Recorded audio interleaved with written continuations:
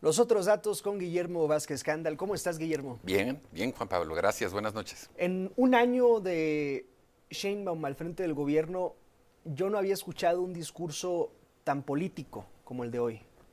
Es atípico porque si escuchamos las referencias al se equivocan, parecería que le está hablando a una oposición que hoy, por cierto, no existe, está debilitada. Sí. Sí tiene razón en la mayoría de los argumentos que esgrime, pero me pregunto si era necesario darle ese cariz y ese tono. Si bien es cierto que tenemos una elección muy grande en el 27, 17 gobernaturas, la Cámara de Diputados, hoy todas las perspectivas muestran que Morena seguiría ganando y manteniendo por lo menos la mayoría. Después, con otros números, veremos si la calificada se puede poner en riesgo. Pero yo no vería una necesidad política en términos de confrontar a una oposición que no pesa. Parecería más un discurso hacia adentro.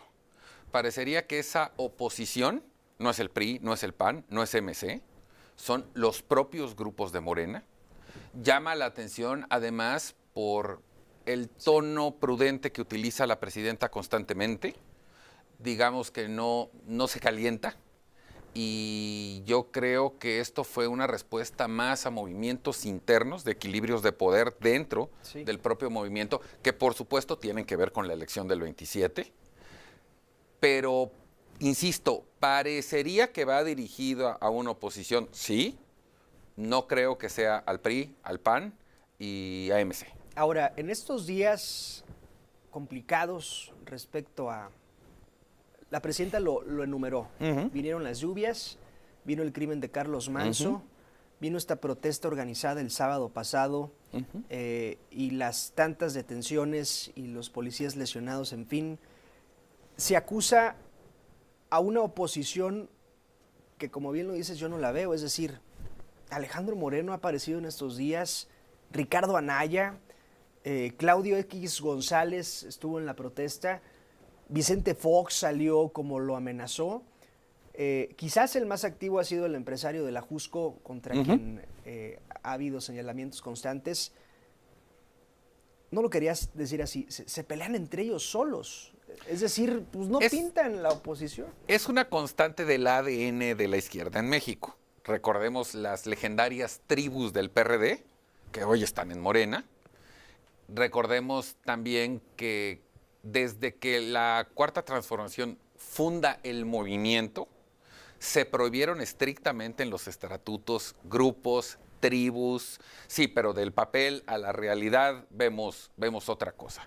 Tenemos una oposición dormida, en pausa, que además, y en eso quiero ser muy puntual, su discurso no va en relación a las necesidades de la gente. Voy a poner un ejemplo muy rápido.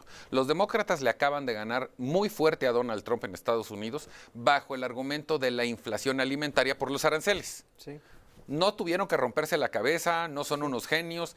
¿Qué es lo que le molesta a la población? Esto, vamos a hacer campaña sobre eso, y le ganaron. Al grado que a los 2 días tuvo que cancelar esos aranceles, a más de 200 productos agrícolas. La oposición en México no está en los temas que le importan a la gente. No está en ese discurso. Siguen en esta narrativa de terquedad que solo a ellos les interesa. Entonces sí, yo no la veo. Me queda claro que ese mensaje fue más interno y que necesariamente tiene que ver con el 27.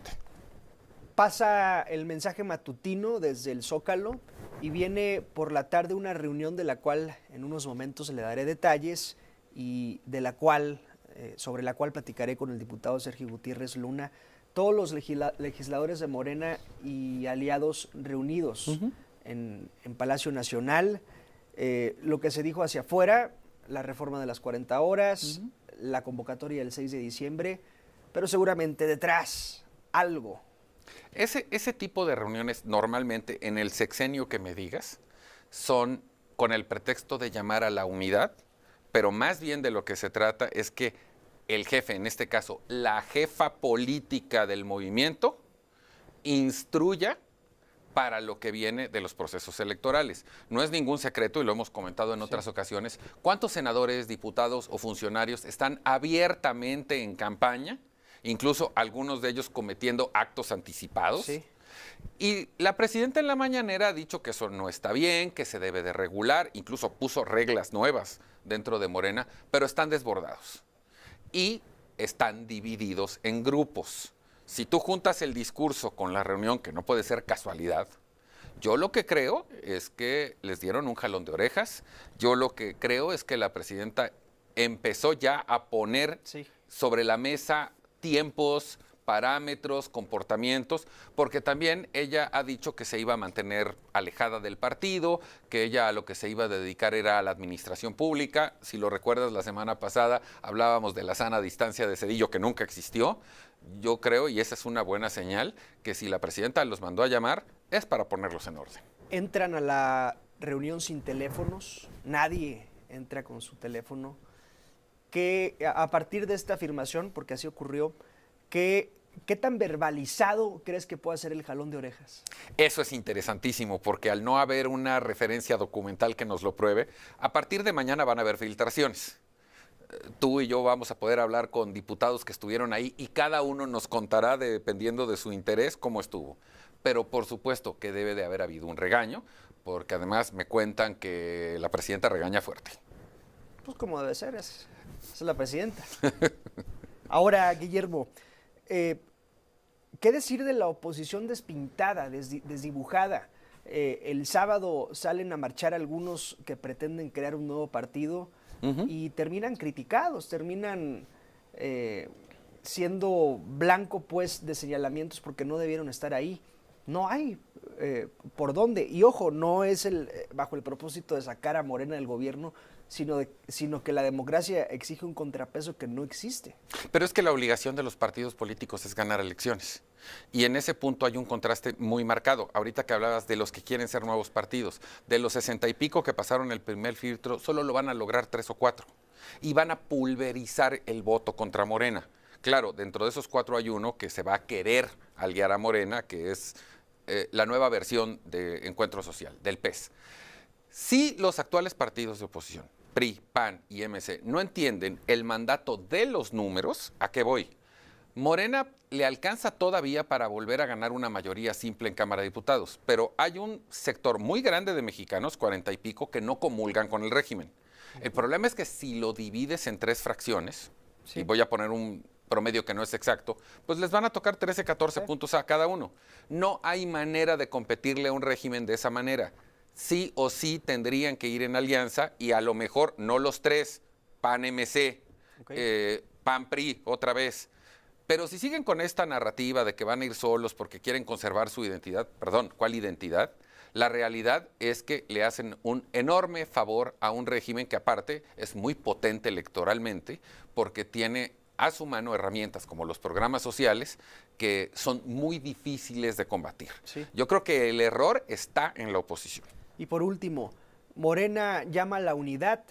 Antier o ayer, antier fue Monreal y Adán Augusto dieron un mensaje de unidad. Hoy llaman los legisladores a la unidad.